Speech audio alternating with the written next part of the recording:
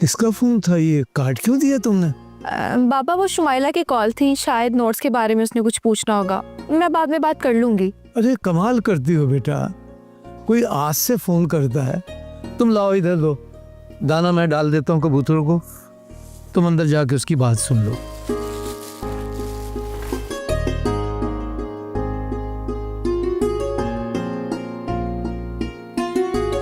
Hello, आज पहली मर्तबा तुम्हारी वजह से मुझे बाबा से झूठ बोलना पड़ा है। मुझे ये बहाना करना पड़ा है कि शुमाइला का फोन है। अब बोल क्यों नहीं रहे? किस लिए कॉल की है? अब घर से ही बोल रहे हो? मैं बोल भी रही थी वहां बात कर लेते हैं, पर खामख्वाह तुम अपनी जिद पर अड़े रहे। तो तुम नहीं आ रहे? तुम आ रही हो ना? एम भी तुम बहुत अच्छे हो, मेरे मोहसिन भी हो, मैं तुम्हारी एहसानमंद हूँ।